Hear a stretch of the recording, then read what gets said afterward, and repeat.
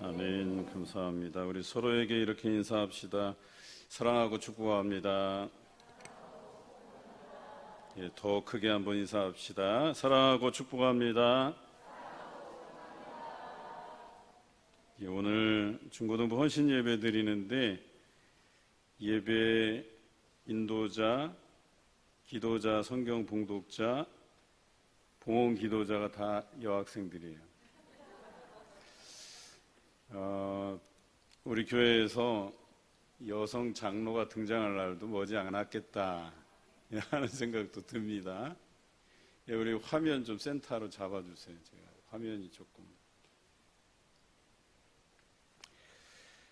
지난 주 초에 사랑의 교회에서 주최한 한국교회 섬김의 날에 참석했습니다.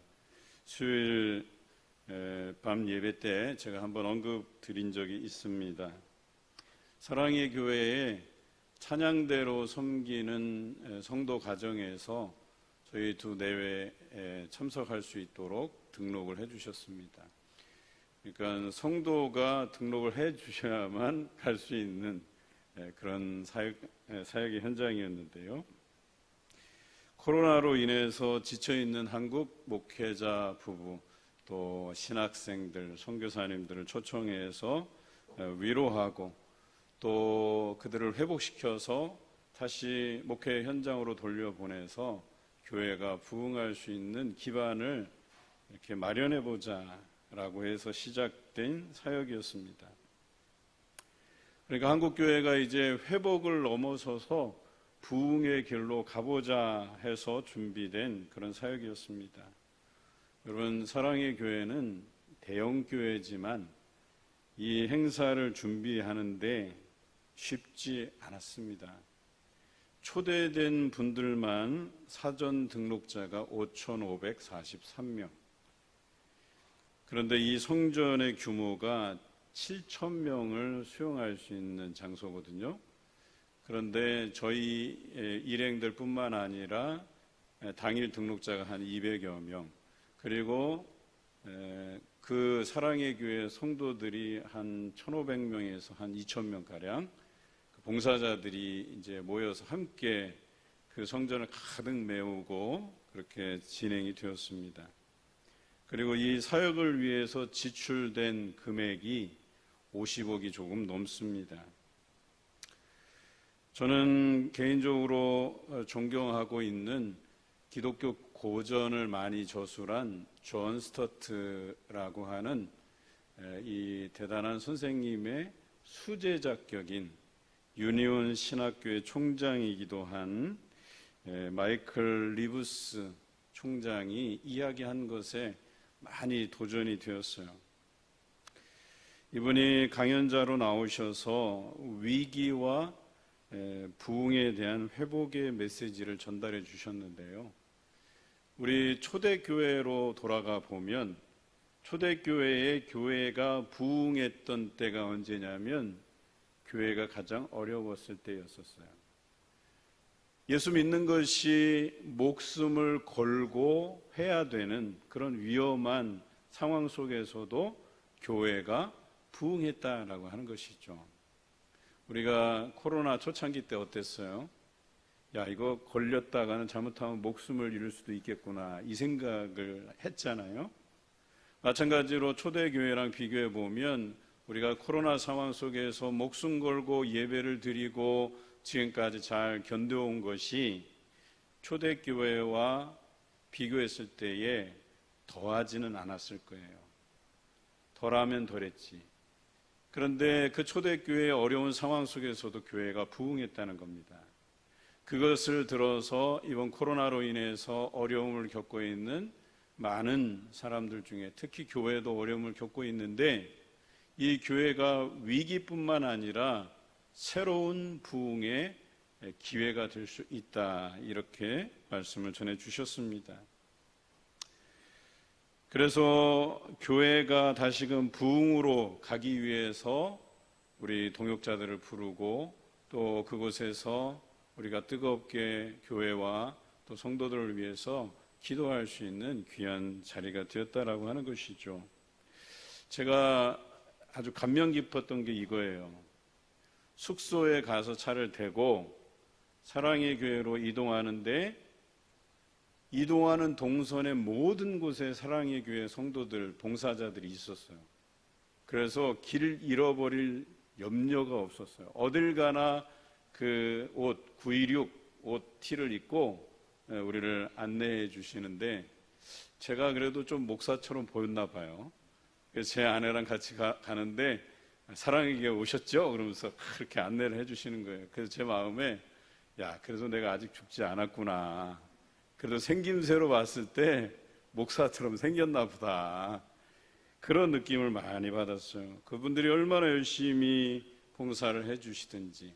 그런데 이 행사를 준비해 감에 있어서 성도들의 헌신이 있었어요. 영상 2편이 나오는데 한 편은 탈북민이었어요. 탈북민인데 경제적으로 여의치 않은 사람이에요. 그나마 있던 가게도 문을 닫고 그런 와중에 한국교회 섬김의 날을 준비하는데 하나님께서 마음을 감동시키셔서 자기가 소속된 순에서 그 지금 우리로 얘기하면 구역에서 100만 원을 헌신해야 되겠다. 그래서 구역원들하고 같이 이렇게 십시일반 모아서 100만 원을 헌금했대요.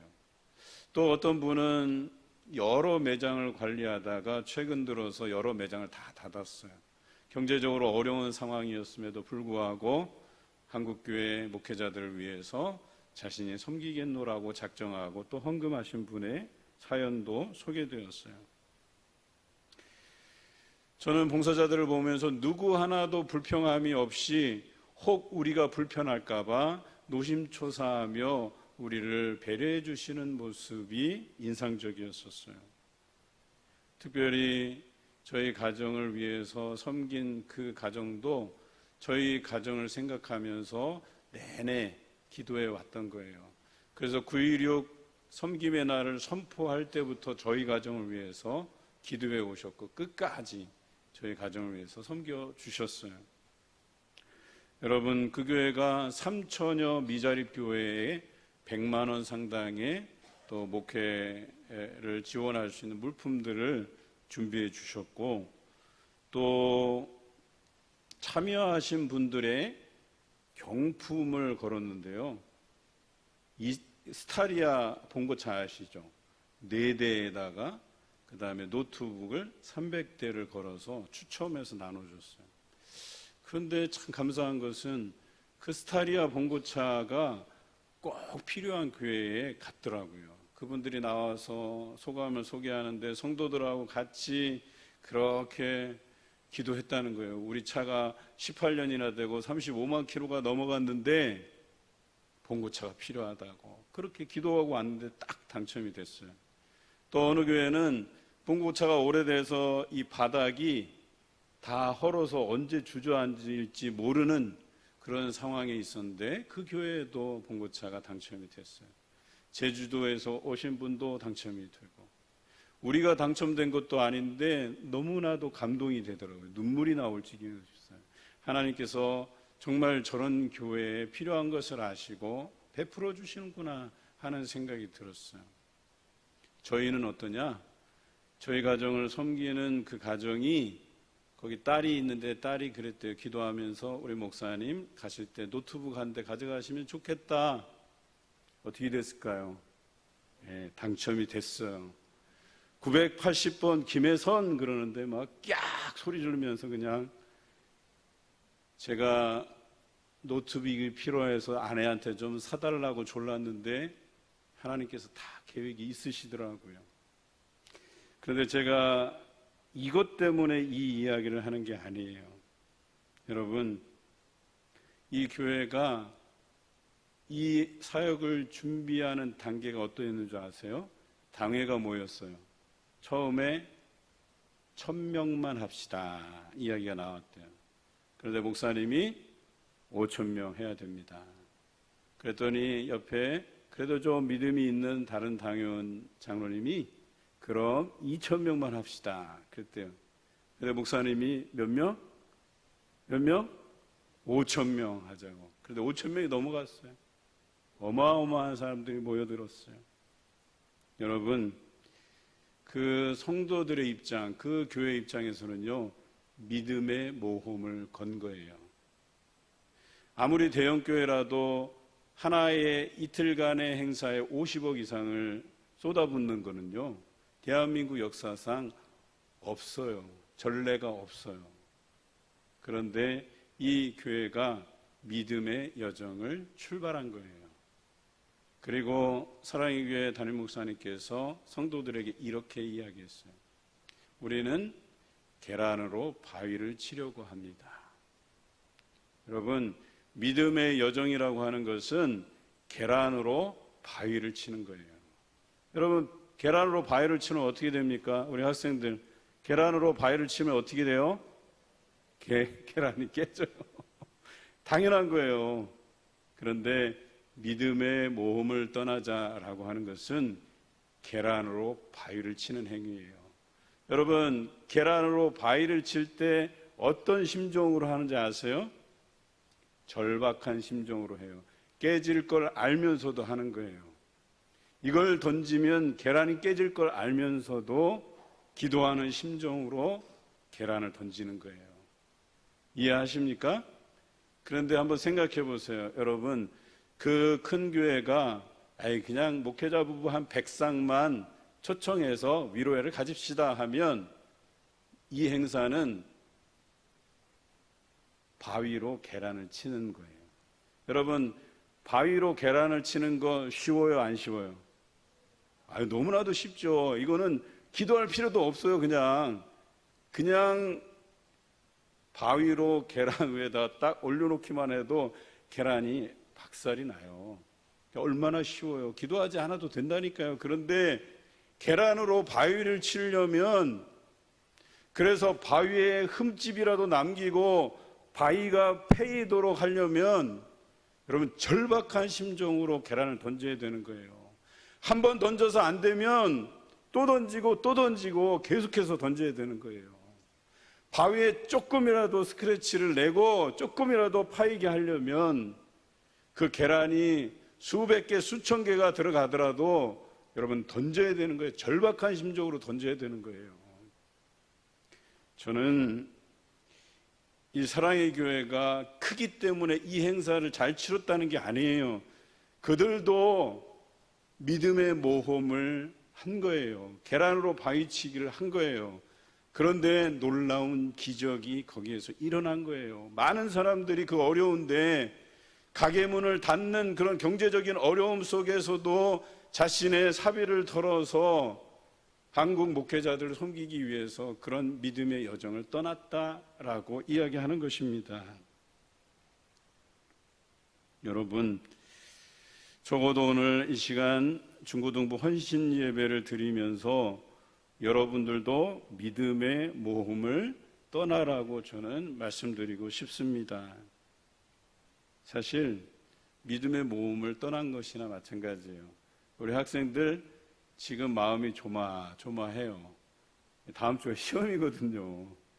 그래 아마 속으로 우리 목사님은 어쩌다가 시험을 앞두고 한 주 전에 그렇게 우리 헌신 예배를 잡아 놔갖고 우리를 이렇게 곤란하게 만드느냐.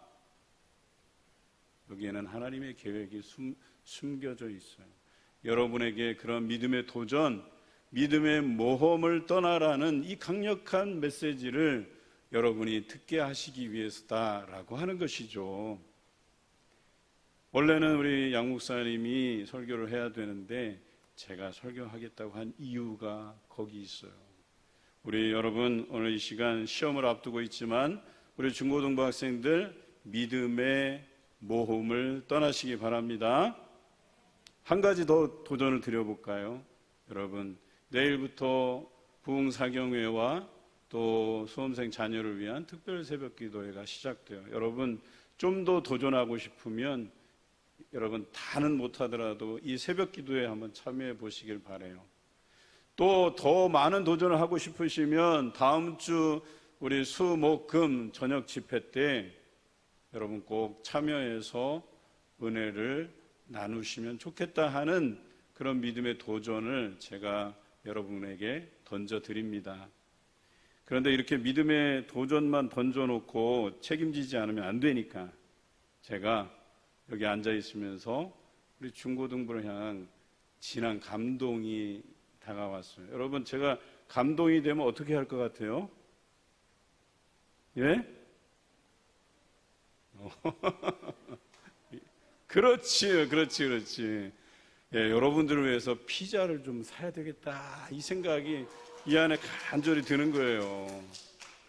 그래서 이따가 피자값 드릴 테니까 피자 맛있게 드시고 믿음의 여정을 아름답게 떠나시는 여러분 되시길 바랍니다. 여러분, 이러한 믿음의 모험이 오늘 창세기 12장에 등장하고 있어요. 아브라함이라는 사람에게 하나님께서 너 지금 있는 본토 친척 아비집을 떠나서 내가 내게 지시할 땅으로 가라. 여러분, 가라고 하면서 뭐 하나 책임져 주시는 게 없어요.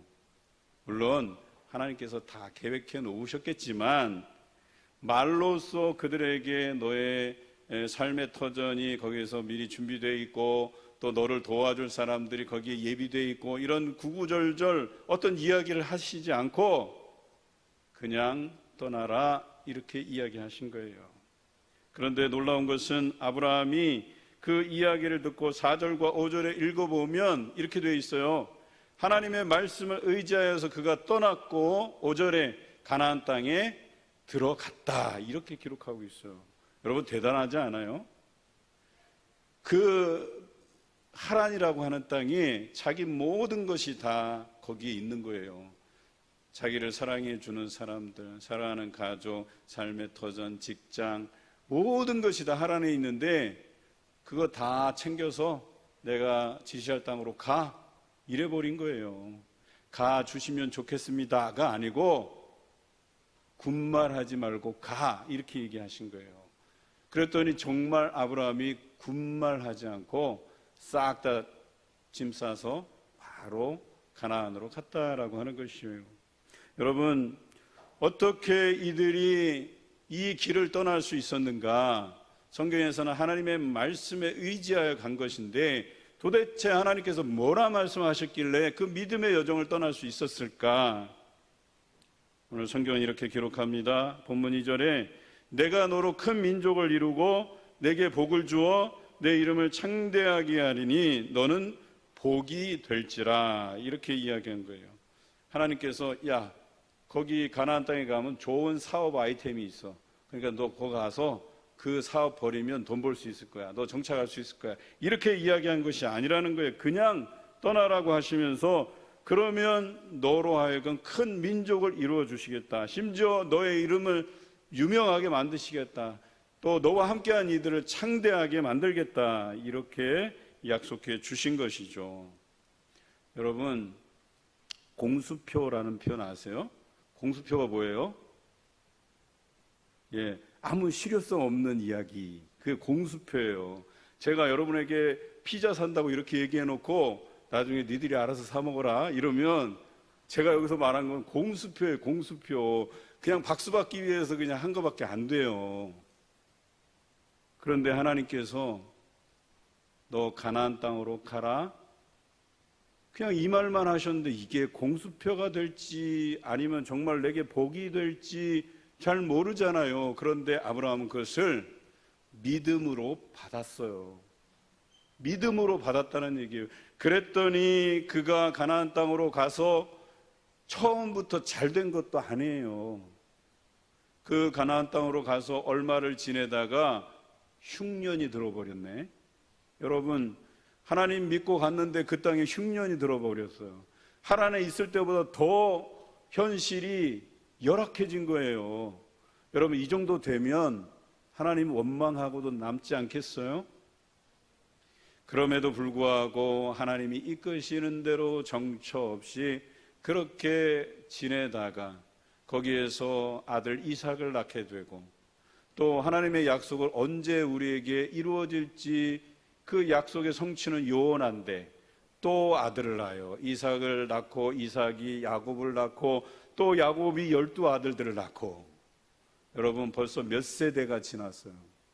적어도 한 300~400년 좋게 될 거예요. 그런데 이 300~400년 동안에 도대체 하나님께서 약속하신 너는 복이 될지라고 말씀하신 이 약속은 언제 이루어질까? 우리는 언제 삶의 터전에서 정착하고 안정감 있게 살아갈까? 묻지 않았겠어요? 그런데 아브라함에게 약속하신 그 약속이 언제 이루어지느냐? 야곱의 12아들들이 또 자식을 낳고 나서 그 다음 세대에 이르러서 하나님께서 그들에게 약속의 땅을 허락하시고 큰 민족을 이루고 나라를 허락하시고 왕을 세워서 이스라엘의 전성기를 만나게 하셨다라고 하는 것입니다. 여러분, 오늘 여러분에게 이 믿음의 여정을 떠나라고 말씀드리는 것은 당장 여러분에게 어떠한 좋은 일이 있을 것이다 라고 이야기하면서 떠나라는 게 아니에요. 혹시 여러분이 믿음으로 이 모험을 떠나셔도 당장의 어려움을 겪을 수도 있다라고 하는 것입니다.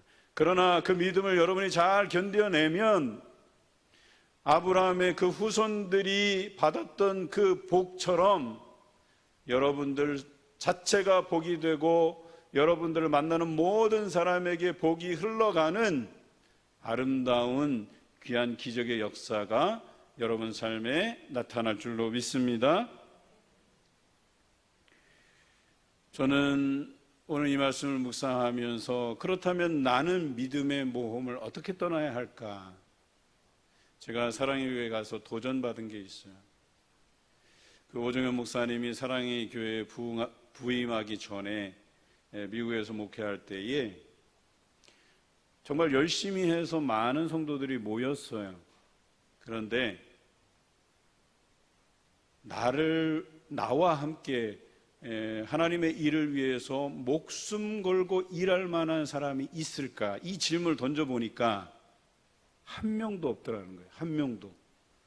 그 수천 명이나 되는 사람들 중에 목숨을 같이 나눌 수 있는 이 하나님의 사역을 위해서 목숨 바쳐서 함께 일할 수 있는 동역자가 한 명도 없더라는 거예요. 그리고 그분이 사랑의 교회 담임으로 부임하면서 목표를 세웠대. 어떤 목표냐면 목숨을 같이 해서 목숨을 바쳐서 하나님의 일들을 감당할 수 있는 동역자 3명이 생기게 해달라고. 3명이 세워지게 해달라고. 여러분, 거기에 함께 사역하는 목사님들이 몇 명인 줄 아세요? 120명이 120명. 그런데 그 많은 목회자들 중에 같이 목숨 바쳐서 하나님을 위해서 일할 수 있는 사람, 동역자 3사람이 세워지게 해달라고 기도하신 거예요. 그래서 제가 보니까요, 그 교육자들 또 장로님들, 목사님이 강단 올라와서 설교하는데 그 강단에 다 올라서서 양쪽으로 나누어 서서 앉아서 말씀을 경청하더라고요. 제가 보고 깜짝 놀랐어요. 누구 하나도 말씀이 선포되는데 잡담하고 이렇게 졸고 이런 사람이 없더라고요.